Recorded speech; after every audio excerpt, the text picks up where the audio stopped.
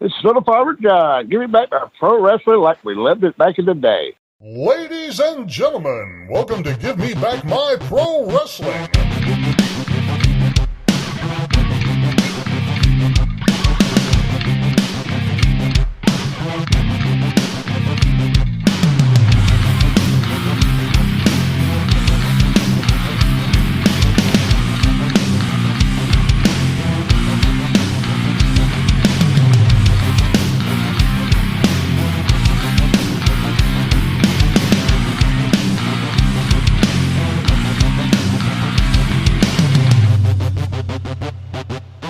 For those who don't know, now you know, baby. This is Hot Rod Biggs, Jared, Jimmy Street. We're going to take them to the limit one more time, baby, right here on Give Me Back My Pro Wrestling. Ladies and gentlemen, welcome one more time to Give Me Back My Pro Wrestling. And I am here, as always, with my brother from the same father and mother, the Plastic Sheik, Jared Street. And Jared, did you? I brought some charisma with me. That's right. Our co-host with the mo-host, Quentin Charisma, is here as well. Welcome, Quentin. How you doing, buddy?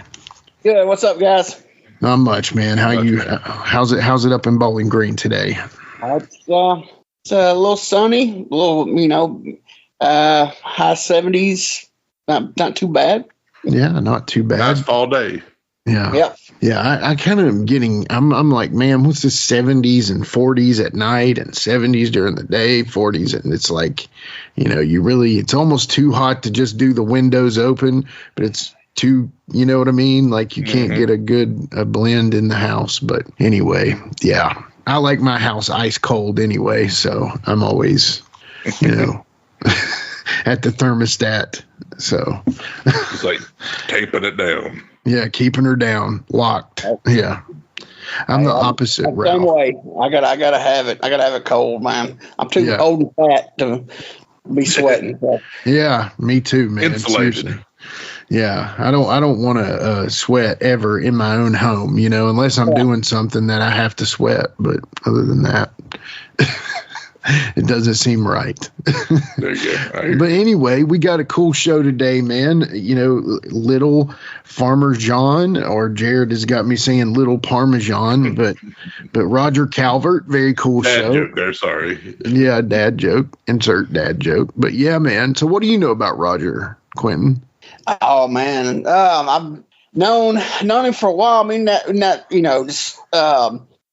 been on a few shows through the years. I actually worked a mixed tag against him one time.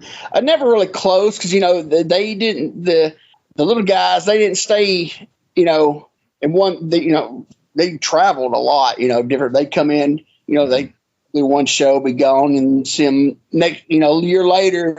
So never and dressing rooms that connected a lot of places. So I only really got to talk to him a couple times, really.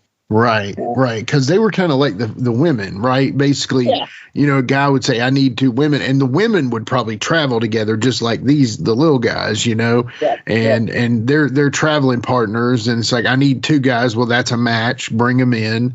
Two ladies. That's a match. We'll bring them in and they would ride in and, and yeah, I could totally see that. They're kind of like those little extras that they throw on a card and, and so, yeah, I could see that not being really consistent because you don't want to run that every night, but every once in a while as a treat, it's kind of cool to have them. So bring them on in, I could almost say that could limit his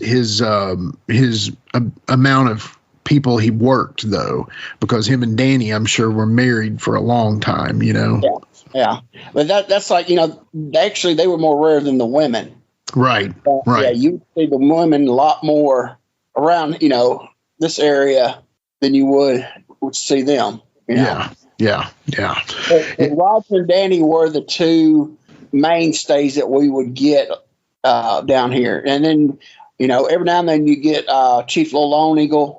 Yeah. And you get him, but majority of it was Danny and Roger. And was it kind of a regional and I guess territory kind of thing too, where they like, okay, look, you're kind of here and there, or I mean, I imagine they traveled everywhere, but I guess what I'm trying to say is like, did each region have their own little people? You know what I mean? Like, I think they did, like back in the day, maybe. Yeah, I know they did a lot, more. I think they did more around here. This Middle Tennessee, Southern Kentucky area, because they were based out of Southern Kentucky. So I'm sure they got they did more bookings closer. But from what I know, they went a lot of Oh yeah, they went but the actual back in the day they basically everybody was under Lord Littlebrook, and so and I don't even know where they were based out of. So gotcha. Okay. But after that stopped, and they basically were out on their own doing it. So so was Lord Littlebrook like the fabulous mullah of the little people? From what I've read, he was, yeah.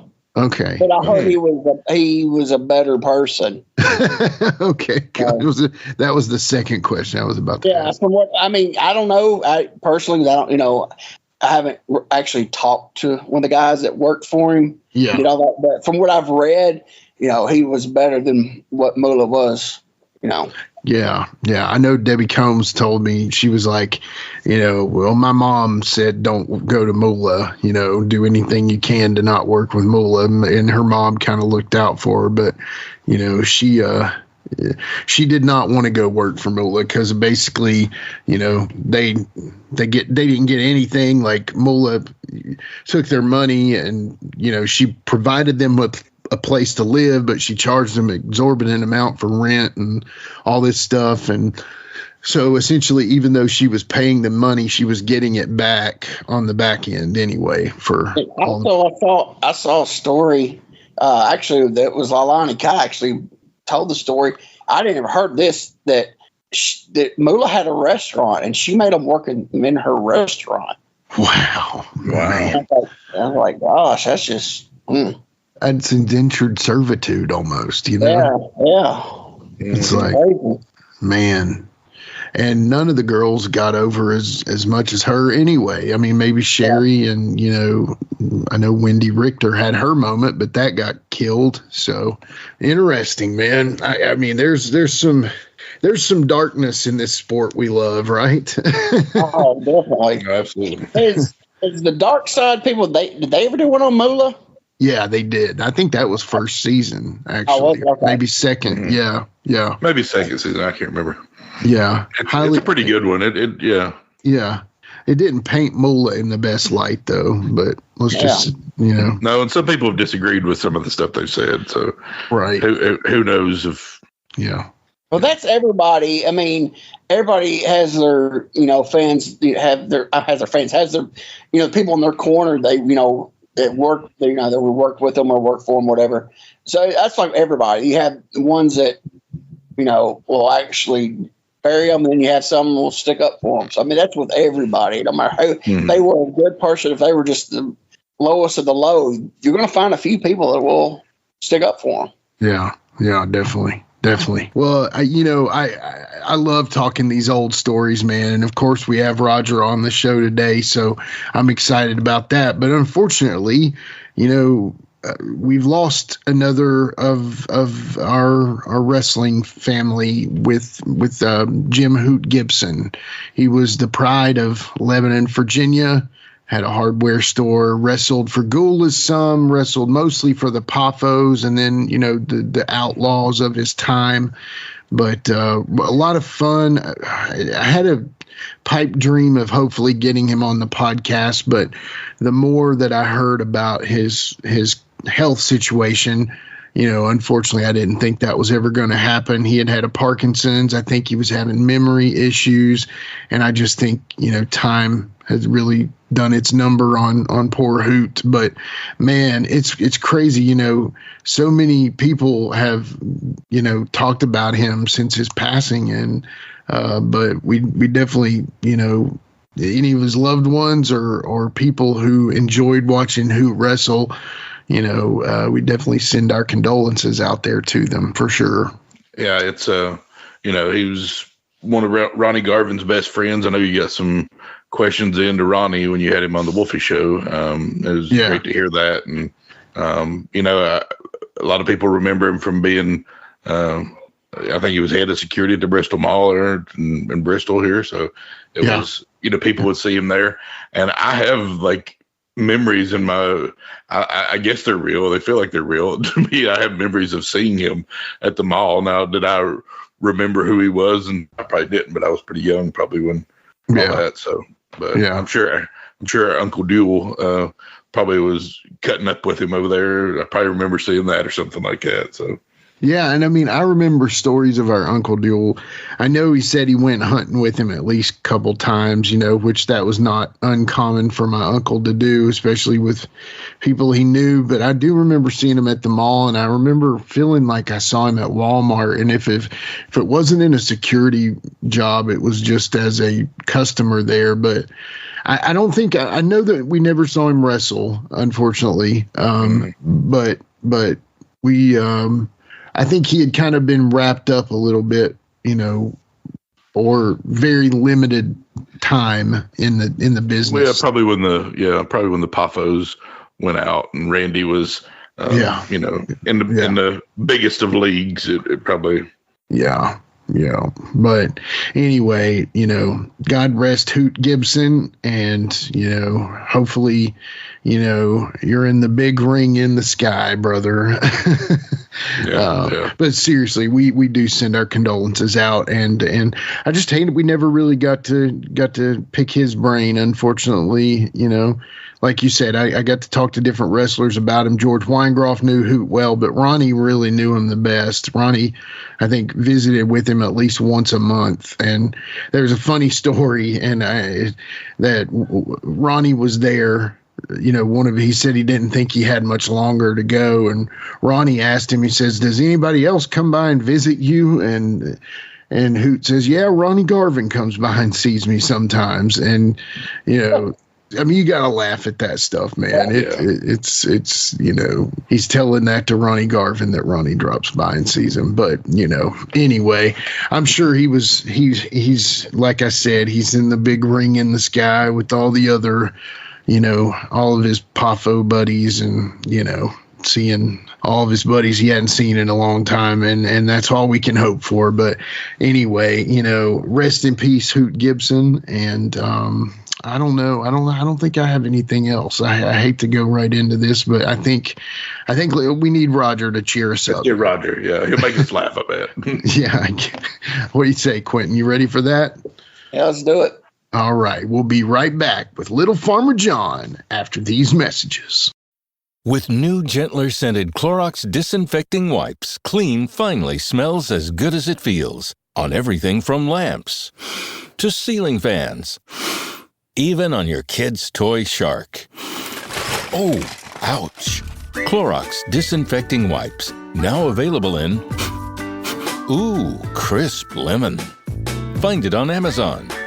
Clorox, clean feels good. Hi, I'm here to pick up my son Milo. There's no Milo here. Who picked up my son from school? Streaming only on Peacock. I'm gonna need the name of everyone that could have a connection. You don't understand. It was just the 5 of us. So this was all planned. What are you gonna do? I will do whatever it takes to get my son back. I honestly didn't see this coming. These nice people killing each other. All Her Fault, a new series streaming now, only on Peacock. In Walmart's Hoonuville, everyone readied their cart. The early Black Friday deals are about to start. Online and in the app, such great deals to explore. Everything you love, from tech, toys, and more. The days to save and the ones to remember are the 14th to the 16th of November. The Who's are all ready, but are you? Walmart Black Friday deals await. Who knew? This episode is presented by State Farm. Having insurance isn't the same as having State Farm.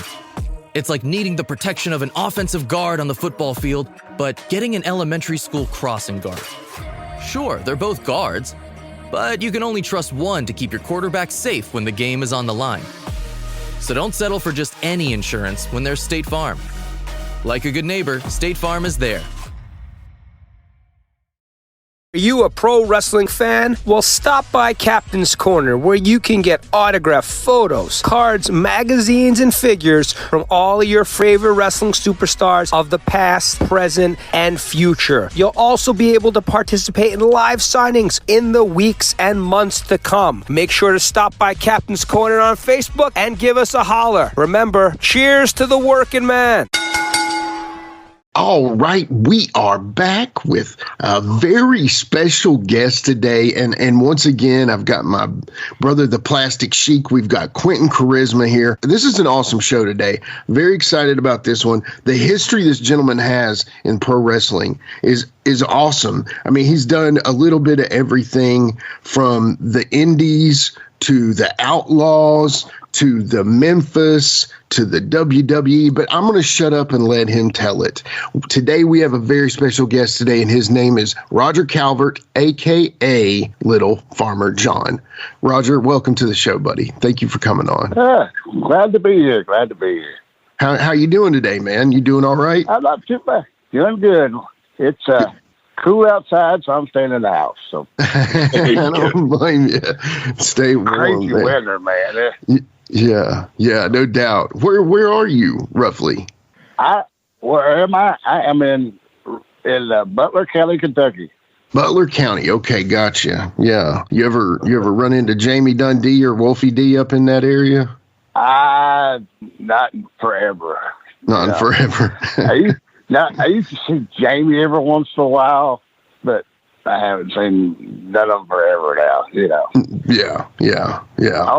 Only one that I don't know if you know him, but only one I ever know I run into is Terry Adonis. You ever know Terry Adonis? Man, we've wanted to have him on the podcast for a long time, but he kind of is kayfabing us. But yes, I never met him, but I've heard a lot about him and definitely, are interested in learning more. But yeah, Terry Adonis, what a great name, man. His name comes up so often on this podcast, actually. So, I mean, he was a great worker. Yeah. Yes, he was. Yeah. And then he did, and that Mongolian gimmick he did was great. Oh man. Yep. Yeah. Excellent stuff. Yeah. Well, crazy. Can I say something real fast? Of course. Crazy. He worked Terry Adonis in the area forever. Tennessee, Kentucky, and then when he switched over and did the Mohawk, the Mongolian gimmick, people didn't know it was him. No, they had no idea. Yeah, and he was scary looking as Mongolian. He was. You're right. I used to tell us, dude, if I didn't know you, if I had been, because I've been best friends with him now for 30-something years, I said, if I'd met you in a dark alley, I would run. That's how scary he was. And legit, Terry was legit tough. Yeah. Legit tough. Yeah. When you can fight Gypsy Joe toe to toe, you're pretty tough. Yes. Golly. Yeah. Well, we're still holding out hope that he'll come on the podcast. I mean, honestly, I'll talk to him. I talk to him about every day. Oh, well, thank you, Roger. Yeah, but just tell him we don't bite, man. That's all that matters. Even if he does. Yeah. Well, we always start the podcast out with the Plastic Sheik's favorite question. Sheik, take it away. All right, Roger. So this is just going to let people know your influences in the business or who you like to watch. If you had 4 or 5 guys in the business that you like to watch, they influenced you or that you just thought were great, who would those guys be? Well, I guess I go back to my childhood. It'd probably be Jackie Fargo. Oh, yeah. Awesome. People like the Fabs when I was a teenager. And then, growing up, after I got into the business, everybody loved Stone Cold Steve Austin. I mean, yeah, definitely. He was just great, even on the mic or working either one. Yeah. And then I don't watch a whole lot of it here lately. For a while. It's just gotten, I don't know. It's not the same. Doesn't have the same feel, yeah. Yeah. So you got one more for us? I really like Daniel Bryanson or Daniel Bryan or whatever. Whatever, yeah, whatever. Yeah. Yeah, I like watching him too for a while, and then I guess he's finally hung it up. Yeah, yeah, I agree with you. Yeah, I agree with you. I really like watching him wrestle too. He's one of the lone bright spots in current wrestling, so yeah. Or he has been, at least. So but anyway, that was a great list, man. Great list, yeah. I noticed there was no little Tokyos on there or anything like that. What's up, Roger? Come on. I said that when I was, growing up, I didn't see a whole lot of midget wrestling. I really didn't. I mean, it was just maybe once every couple of years you would see, get to see them. The first wrestling match I ever went to, some friends of my parents was going, and in Gallatin, Tennessee. I don't know if you know where that's. Oh yeah, of course.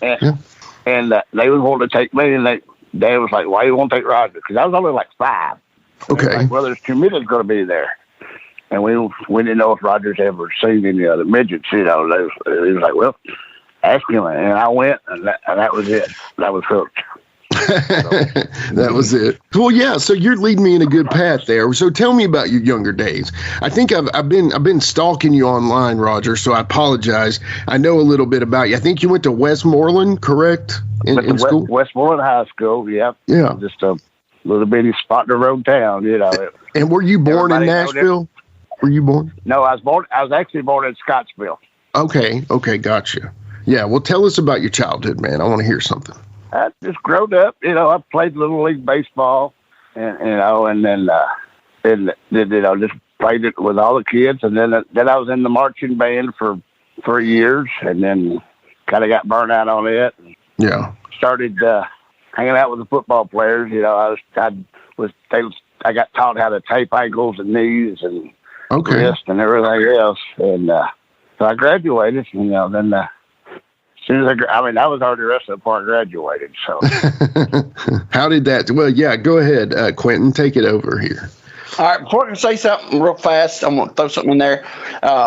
Roger, you're from Westmoreland, Tennessee originally. I go to church in Westmoreland, Tennessee, and my associate pastor is Tracy Carter. And you grew up with Tracy and played ball with him, and I asked him one day about you, and he told me a story about you and him on the same Little League team, and he thinks the world of it. Tracy and Troy both. Yep, Tracy and Troy. Yep. But okay, so we're going to start with that question. So you said you was already wrestling. So how did you get started in wrestling? Who trained you and all that? This is when I was in 11th grade, there was a guy named Phil Watson had came to my school who had a midget basketball team. Oh yeah, I remember those. Yeah. And Phil had wrestled. He wrestled as Whipper Watson Jr. back in the 70s. Okay. And he actually was Whipper Watson Jr. And he wanted me to play basketball. I was like, no. I said, I'm still in school. So he did, I hadn't seen him, hadn't heard from him in over a year and a half. And then Dale Mann come to my school. Phil had told Dale about me. So, and he said, have you thought about wrestling? I said, that's all I ever thought about. That's it, man. Yeah. So I started going up to Jamestown on weekends after school, and then home about 2, 3 o'clock in the morning on Monday morning, then going to school sometimes. Yeah.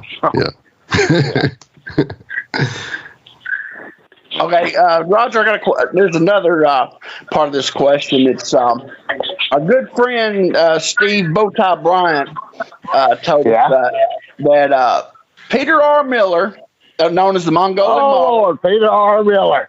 Oh, yeah. And he took credit for training you, and he specifically said that he taught you how to do the midget spots in a match. Is that true? That is very true. Wow. That's awesome. I'd only been training like 3 weeks before I had the first match. Okay. It was just a little simple nothing. It was just me and Pete and a mixed tag against Little Danny and somebody. I don't remember who. Yeah. And we did about 3 spots, and that was it. But Pete taught me my first. He used to tell everybody that. So I guess he was proud of me. I guess I don't know. Yeah. Yeah. Yeah. That's awesome. Miller. Peter R. Miller, the Mongolian Mauler. Mr. Peter R. Miller used to a lot of Mr. Yeah, Mr. Talking about a character. I mean, that guy was a character. Yeah. I hate that I never got to meet him, honestly. Yeah. Yeah, he was different. Yeah. Yeah. I heard that.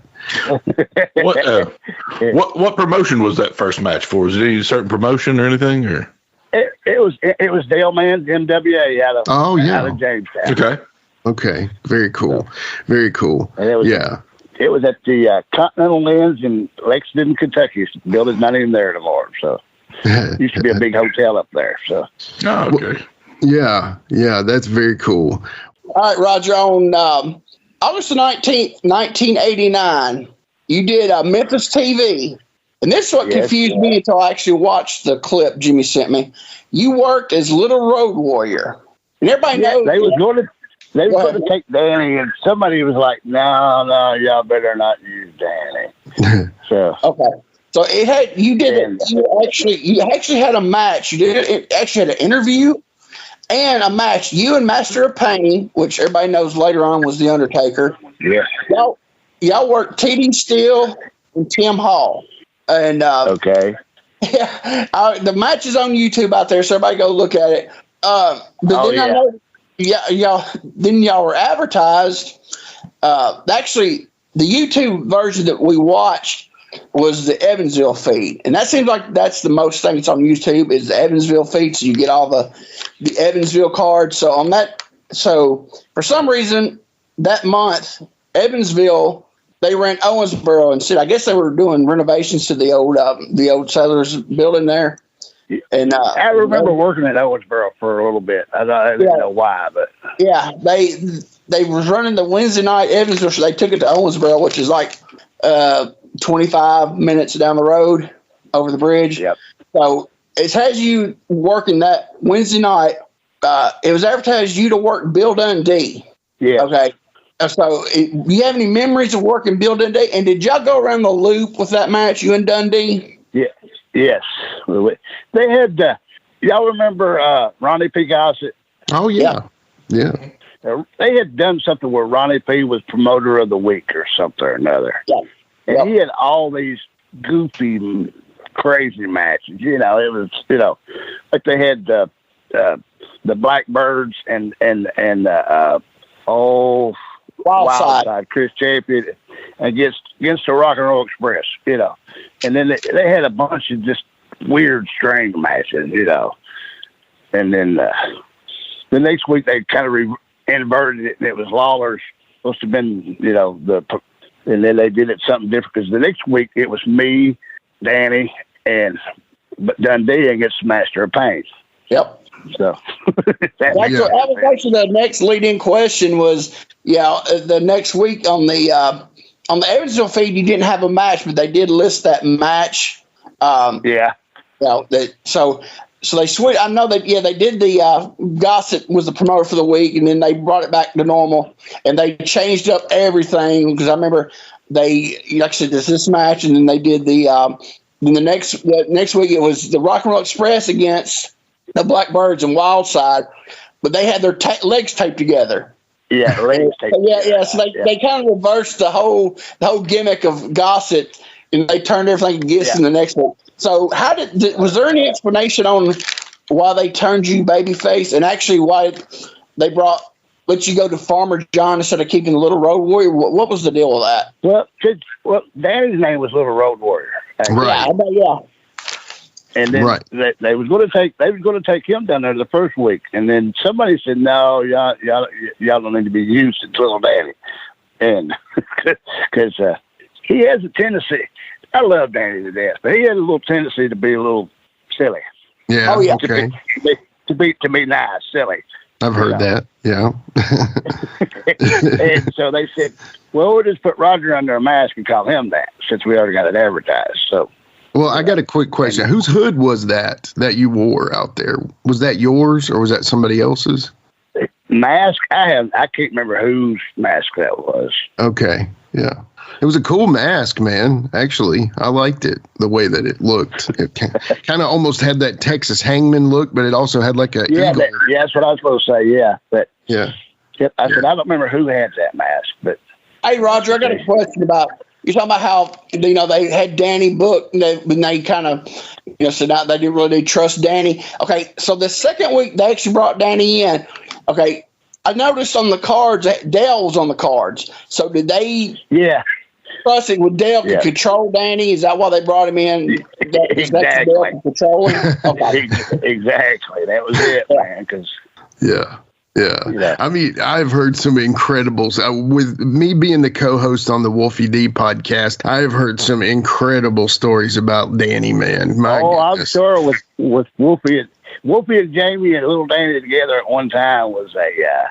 Can you imagine how the world didn't burn down with all them together? Like, seriously? Oh, my gosh. Like how they could just catch the corner of the world on fire and blow it all up. I can't imagine how that didn't happen. Well, speaking of Dale Mann here, my next question, this one is interesting. You're talking about Jamie too. Now, okay, so first off, the question is, did you work any of Dale Mann's Wild West tours? And before you answer that, well, Jamie tells a story that apparently Native Americans are afraid of little people. We did one on all Indian reservations. We went to nothing but Indian reservations. And, I didn't know this, but Indians do not like midgets. They say midgets are a bad omen. Like if a midget is born in an Indian tribe, they kill it. No doubt. They say it's the devil. It's a witch. So they would not let us. They told Dale, you can wrestle, but the midgets can't wrestle. You can't bring the midgets to the reservation and shit. So the old midgets, he was pissed off. Indians, that's what he said. Come be. Is that true? I actually don't remember that if they are, but yeah. Okay. Like it's bad medicine or something? I don't know, man. That's what Jamie. Jamie. Bad. Yeah. Oh, I know Jamie. I mean, he could say something and just make it up, and you believe it. Golly, Jamie. How he says that. Roger's like, oh, I know Jamie. But how were those Wild West tours? Those were good. Some of them were really good, and some of them were not good. But it was different. I said because at that time, the reservations had nothing to do. Yeah. Nothing. Yeah. At least I think they got casinos and stuff now. They finally, but they had nothing, and it was horrible out there. And I said, I felt so sorry for them people. And I said, because they had the whole country, and then there they are. They're stuck in the little places that it was horrible. And then, but I said, they would just come to them. They have every little Indian reservation had some kind of little community center, and they would pack them out because there's, like I said, there's nothing to do. Right.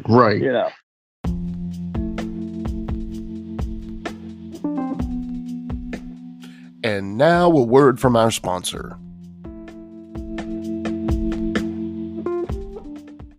Does it ever feel like you're a marketing professional just speaking into the void? But with LinkedIn ads, you can know you're reaching the right decision makers, a network of 130 million of them, in fact. You can even target buyers by job title, industry, company, seniority, skills, and did I say job title? See how you can avoid the void and reach the right buyers with LinkedIn ads. Spend $250 on your first campaign and get a free $250 credit for the next one. Get started at linkedin.com/campaign. Terms and conditions apply. This episode is brought to you by Nespresso. Gift magical mornings with Nespresso Virtuo Pop. Compact and stylish, Virtuo Pop is made to meet every morning coffee craving. From espresso to coffee, hot or iced, at the click of a button. And celebrate the season with Nespresso's limited edition coffee flavors. Sweet almond and hibiscus, cinnamon and candied tamarind, and festive double espresso. Magic in the making. Shop the holiday gift collection exclusively at Nespresso.com. Ladies and gentlemen, welcome to Give Me Back My Pro Wrestling, the podcast that's based on the old school but can still help you find the good stuff from today. Jimmy Street and the Plastic Sheik, Jared, are the undisputed tag team champions of the wrestling podcast world. From thought-provoking topics to superstar interviews to action figure expertise. This team does it all. And all they ask is, give me back my pro wrestling!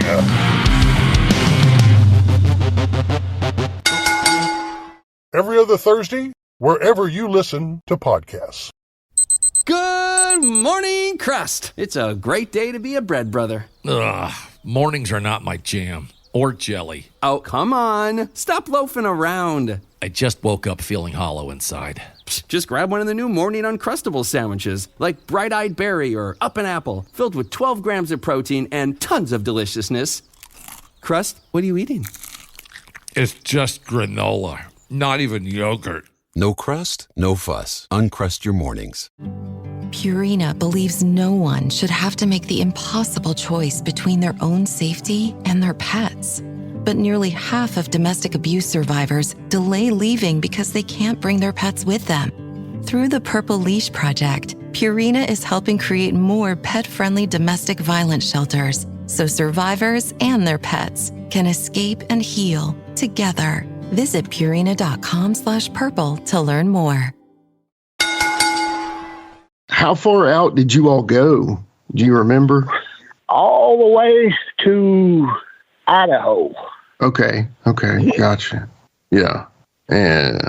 Man, I wish I could see some of these on tape, man. These are, interesting ideas for matches to go out in Wild West tours. I love that. It's almost like Buffalo Bill or something, it makes me think of that. And but I said, Dale had got hooked up with a couple of, reservations, and they say, no, they're telling, all these other reservations what we had done and what, people we had brought in. And we was going out there like every other month. Yeah. At one time. Gotcha. That's awesome. That's awesome. Yeah. Very cool. And Dale, man, what a character, right? I mean, if you. Yeah, he's definitely a character. I like Dale, but he Yeah. I don't know. Yeah. Understand. All right. So WWE WWF at the time, 1994. Survivor Series versus Lawler's Royal Court. You portrayed Wink and came out with like Doink and Dink and Pink. How did that gig come about for you? Jerry Lawler. Okay. That's what I figured, but you never know.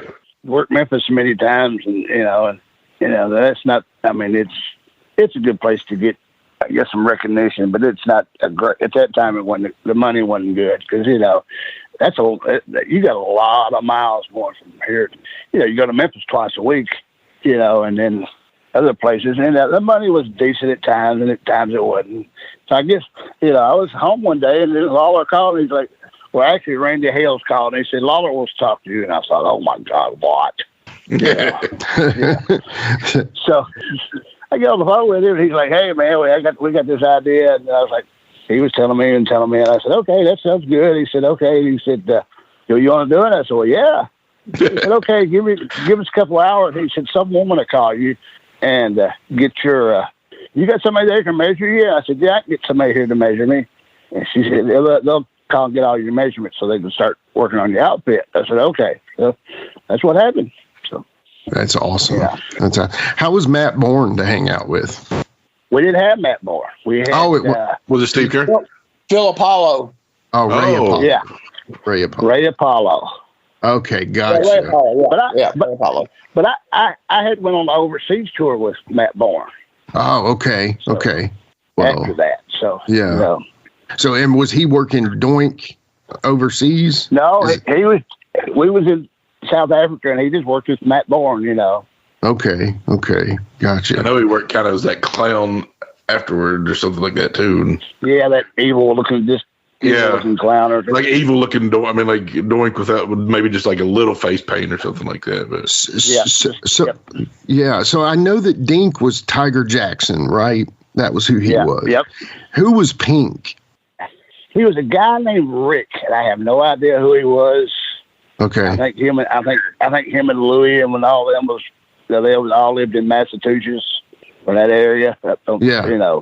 Okay. And, well, I read a little review about you three online, and it was like, you can tell that Wink and Dink were more, capable in the ring than Pink. Apparently, Pink was not the greatest wrestler, but yeah, I think he was pretty green at the time, and then he was young, and just yeah. And this is just a dumb question. Who were the guys that worked for Lawler? With Lawler, did you know them at all? No, I didn't know none of them when I got there. Louis, Okay. I don't know if you know who Louis was, Little Louis. Not off the top of my head. He had worked, I think him and Tiger had worked a bunch together. And, Okay, good. And there was one named Larry from Pittsburgh, and then I can't remember the other guy's name. Gotcha. Was it really just a one-shot kind of deal, or were there more opportunities available? Did you ever get to go back up there with them? We did the Survivor Series, and then we did the East Coast house shows, and then we did the West Coast house shows. Okay. So how was that, man? That was great. I got to work Madison Square Garden. That was probably the biggest thrill of my life. Dude, that's awesome. Yeah. That's the real Mecca, right? I mean, I know the fairgrounds are, the Mecca. Oh yeah, you work the fairgrounds and then the Coliseum both. When you grow up being a Memphis fan, that's what you want to wrestle. Oh yeah, right. And then, but I was sitting at the dressing room. I'm back there taking my makeup off at Madison Square, and I'm sitting in the dressing room. And all of a sudden, I would just stop myself. I just wrestled in Madison Square Garden. Who else can say? You know what I mean? That's huge, man. Yeah.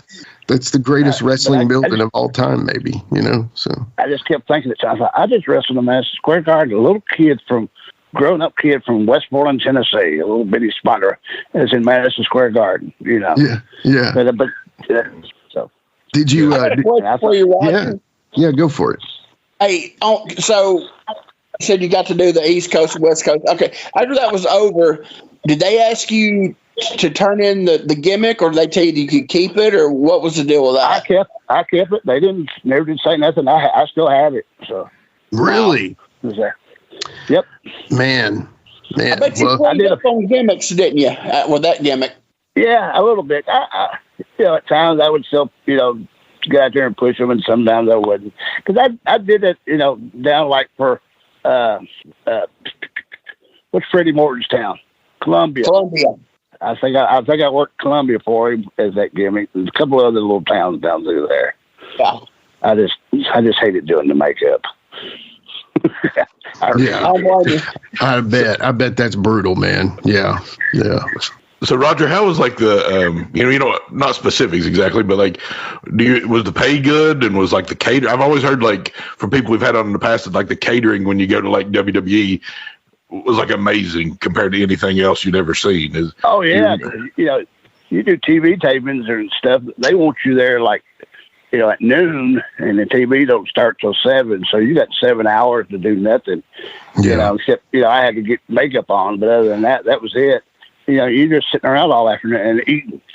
Yeah. They had a pretty good spread, right? Yeah, they got a pretty good spread. And this was in '94, and that was during the down years. So yeah. That's and did you get to talk to Vince at all? I mean, did you get to talk to him? Just in passing. Okay. He would stop and ask, "How you doing? How this and this," and he would just walk on. But he wasn't a rude guy. He was just one of the guys that was But he was always nice. He never was rude. I said he'd always ask you how you was and stuff like that. Just keep walking, And yeah. Hey Roger, so who did y'all deal with then? Mostly was it Pat Patterson, or who did? Since you said you. Dave Hebner, I think, was most of the time our agent. Gotcha. Okay. Because we always had Earl usually as the referee. So. Gotcha. And this question means no disrespect to the king of wrestling, but was it different to see? Because I've known Jerry the King Lawler, right? He's king. He's the boss in Memphis, right? But he's almost kind of the opposite of that, and he's almost been like the butt of their joke in WWE at certain times. Did you see a difference in the king as far as backstage at Memphis to backstage at WWE? Yeah, because backstage in the WWF, he was just one of the boys, Right. Yeah. Right. But you didn't get to see him a lot because at that time we were doing them TV tapings.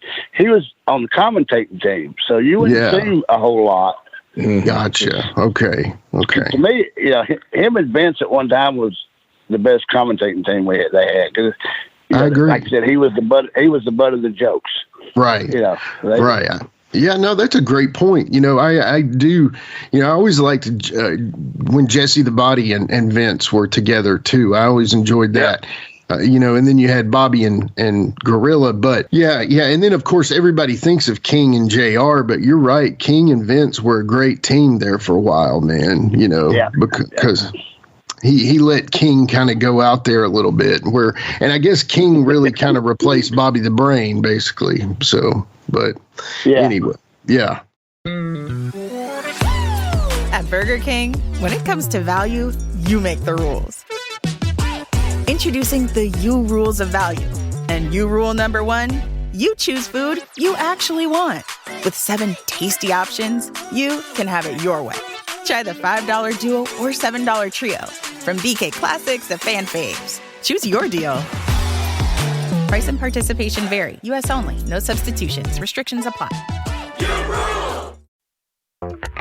This is Jason Momoa, and I'll be your finance professor today. Welcome to Banking Smarter 101 with Chime. Bam! First lesson, sign up for Chime and set up direct deposit. You'll be joining millions of members banking fee-free. Second lesson, get cash back on eligible purchases while building credit and a higher APY on your savings.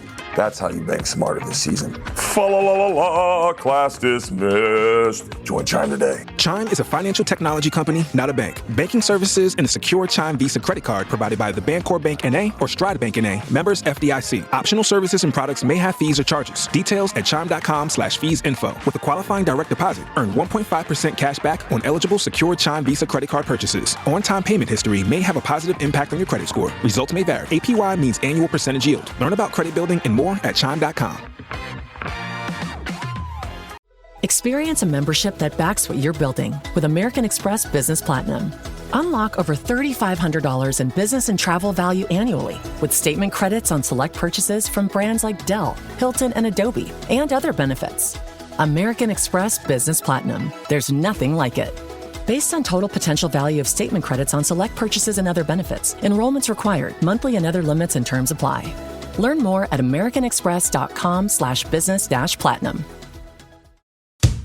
Hey, my name is Tammy Reynolds. I am the wife of Forsaken Rick Reynolds, that super cool guy that everybody knows and loves. And I represent West Side Sauces.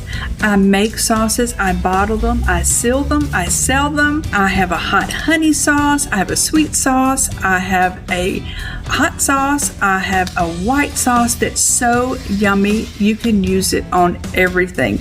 They are absolutely amazing, and I'm so proud of them. We make them from scratch. So go on our website, westsidesauces.com, check out our products, read about our story, and go online and order you some of these yummy sauces. And Rick actually uses all of the sauces because he is a die-hard smoker and griller, and so he likes really good sauces and rubs, and I make them, so how convenient is that for him? Go on our website, westsidesauces.com, order you some samples, and I think you'll thoroughly enjoy them. Thank you guys. Be blessed.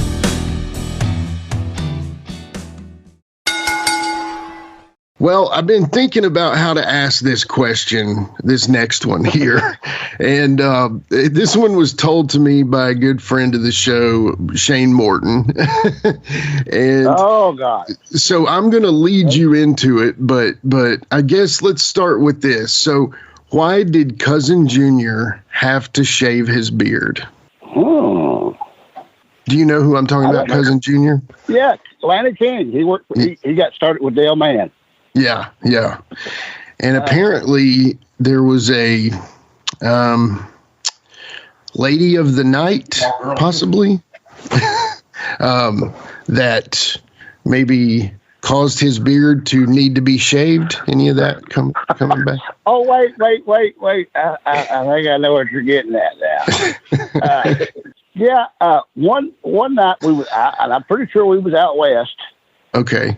I walk into the hotel room. Somebody said, Lanny said, come down to the hotel room. Or come down to his room. I said, okay. I go down there, and there is, I guess I could say this. There's 3 or 4 guys. Okay. On one lady the other night. Okay. And every one of them caught a crawling insect. Oh my God. And I guess Lanny had them in his beard everywhere. Oh man. Jeez Louise. Yeah. He always said, hey man, come on in. I'm like, no.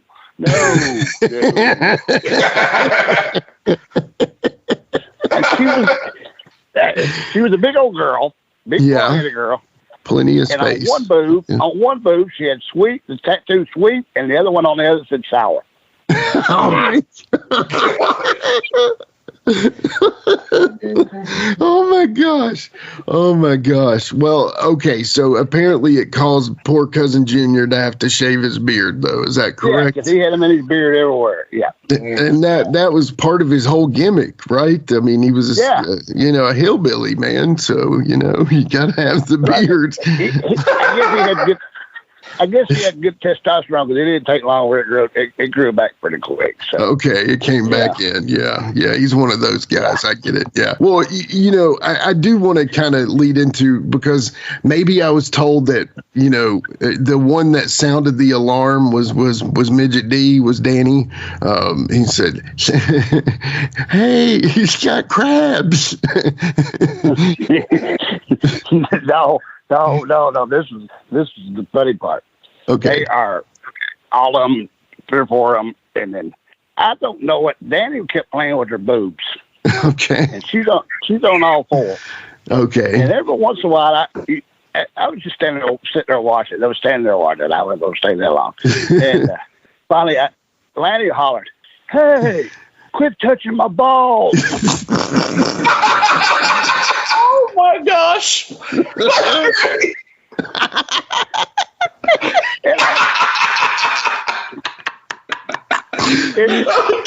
I guess he was playing with her boobs and his hand kept slipping over. I don't know. And I'll tell you, and this is somebody I'm trying to look for and actually find. Ronnie Travis. Anybody know Ronnie Travis? Oh, yeah. Oh. Ben Jordan knows where he is. He can find him for you. I can get you. I love Ronnie Travis. Yeah. I have been looking for Ronnie Travis for 20 years. Yeah. He lives over near Ben, up there where Ben lives. So we can definitely get you in touch. Me and Ronnie was just dying. We was sitting there watching. We're standing there watching. We was just dying laughing. And but the crazy part of it is, they thought they picked her up, and they picked her up at a bar or something. I don't know. Sure. And then they get back after they get done. She jumps up and says, "I need $20 from every one of you." So they're like, "Okay." So I don't think Lanny paid her anything. Lanny was like, "Hell no." So we laughed. So then the next morning they all woke up with insects. What a horrible way to deal with that, man. Oh man. It's the gift that keeps on giving, right? That's, they keep on giving, all right. So do you have any funny other that one's great, but do you have any other funny Danny stories? Yeah, I mean, and George Weingroff, we was in South Africa, and George was there with this guy. I can't remember what his name was. He was actually from England, I think, and he moved to South Africa. He had a really nice house, and we went over to it was in the house, I'm pretty sure. And we had went over to his house for one night. He said, "Just come over, we'll have a party." And so we're just drinking and stuff, and then all at once they was like, "Hey, Danny, you ever had the referee's test?" Anybody know what the referee's test is? Where you stand sideways, point your arm out, they try to direct you to a spot on the wall. Okay. Seen that? I think so. Yeah, I've seen that. Yeah. Well, they did that. Little Danny said, "I'll do that." So then somebody gets right in front of the spot, bent over, pulled their butt cheeks apart. But he was so goofy. He did it like 3 times. He's like, y'all not going to do it to me this time. And I'm like, no, we're not going to. This is the regular test this time. Okay. And then did it again. We were dying laughing at it. Dad, quit, man. You're going to keep all over this. Quit. He's like, and every time he's a quart low. But yeah. So like I said, George was there. He was, and we was just dying laughing at him. So. Yeah. Well, so the first time I'd ever heard that rib was from Jerry Calhoun. So once you said the other part of it, I was like, okay, now I know why it's called the referee test too, because they did it to Jerry Calhoun too. That's so funny, man. Oh my gosh. It's supposed to be, if you're a good referee, you can follow instructions, Right. They always used to say, and then that's the way it ended up. We was just, I thought, oh my gosh. Throw that little surprise on it. Yeah, and this guy who was housing was at, he had took a Krugerrand, which is a 1/4 ounce real gold. Yeah, South African. Yeah, and he had super glued it to the floor of his patio. Yeah, and he was standing there watching because people wouldn't see it, and they look around, and they'd try to pick it up, and he was just. Super glued a Krugerrand to your floor, though, dude. Yeah, I'm like, it's a lot of money just to super glue. Yeah. I've heard Jimmy Valiant still trying to pill that up. Never mind. Or sell it the gimmick one. No, that was the rib, right? They would get somebody would super glue a 1/4 to the floor, and Jimmy Valiant would do anything to get that thing off the floor. I've heard that story, man. So that was surprising. I said, Jimmy Valiant's after I finally met him, he was the only person I know could sit at the gimmick table all night long, and I'm like, dude. Yeah. That's how I eat, baby. Yeah. You got to love Jimmy, man. He's one of those old school guys that you don't see a lot of anymore. You know what I mean? No, great guy. Yeah, it's just like I said. It's just, just him. Yeah. Introducing Oakley Meta Vanguard, the new performance AI glasses designed for athletes. With hands-free capture on an action-ready ultra-wide camera, powerful open-ear speakers, and built-in Meta AI that syncs with your Garmin devices for real-time insights while you train. Take your performance to the next level with Oakley Meta Vanguard. Athletic intelligence is here. Learn more on meta.com. This episode is brought to you by Ulta Beauty. Holiday cheer is here, and Ulta Beauty has gifts for everyone on your list. Treat them to fan-favorite gift sets from Charlotte Tilbury and Peach and Lily. Go all out with timeless fragrances from YSL, Ariana Grande, and Carolina Herrera. And you can never go wrong with an Ulta Beauty gift card. Head to Ulta Beauty for gifts that make the holidays brighter and even more beautiful. Ulta Beauty. Gifting happens here. The all-new 2026 Hyundai Palisade Hybrid doesn't just turn heads. It commands respect. With its stunning exterior, luxurious interior with available captain seats, and spacious third-row seating and equipped with advanced technology, you and the family are making a statement before you even step out. Okay, Hyundai. Visit HyundaiUSA.com to learn more and experience the all-new 2026 Palisade Hybrid today. Hey, this is Bill Simmons from the Bill Simmons Podcast, here to tell you that Michelob Ultra, the official beer partner of the NBA, is bringing NBA fans closer than ever this season with chances to win great prizes, including courtside tickets. Enter now at MichelobUltra.com/courtside. Michelob Ultra Courtside 25 to 26. No purchase necessary. Open to U.S. residents 21 plus. Begins on October 1st, 2025 and ends on June 30th, 2026. Multiple entry periods. See official rules at MichelobUltra.com/courtside for free entry deadlines, prizes, and details. Meet the computer you can talk to. With Copilot on Windows, working, creating, and collaborating is as easy as talking. Got writer's block? Share your screen with Copilot Vision to help spark inspiration, and use Copilot Voice to have a conversation and brainstorm ideas. Or maybe you need some tech help. With Copilot Vision, Copilot sees what you see Let Copilot talk you through step-by-step guidance so you can master new apps, games, and skills faster. Try now at windows.com/Copilot. Listen up, you bunch of slack-jawed flea market freeloaders. If you think you know Memphis wrestling, you don't know nothing till you've heard the Retro Wrestling Review podcast, brother. Every week they're talking the real stuff. Lawler, Jarrett, PG-13, yeah, and even my Moondogs. Watch along, stories from the road, interviews with folks who were in the thick of it, brother. The blood, the beer, and the bail money. It's all on the Wrestlecopia Podcast Network. Go to USWApodcast.com or I'll come down there and I'll slap the taste out of your mouth.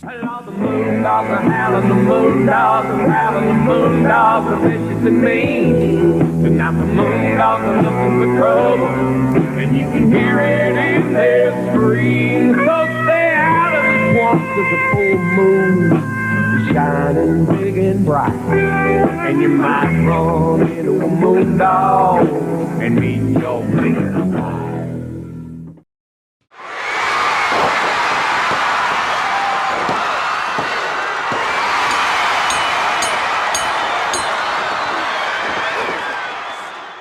Ladies and gentlemen, this is Jimmy Street, and that was episode 25 of the Best of James Rock Street Productions, with the first half of episode 72 of The Little Farmer John on Gimme Back My Pro Wrestling. Roger has a great story, and what a life he has lived. Running the roads with Little Danny and PG-13 to Cousin Junior having to shave his beard, WWE with Doink, and so much more. You can hear the full episode over on @GMBMPW or Gimme Back My Pro Wrestling wherever you listen to podcasts, or simply click the link in the notes below.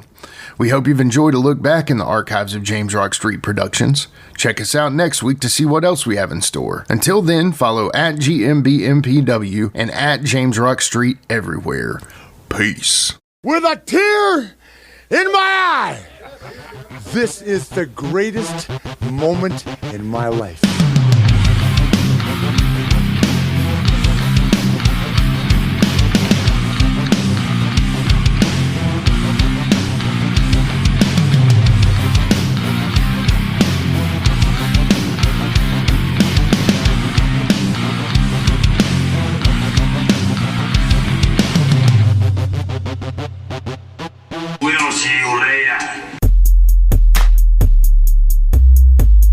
This has been a James Rock Street production.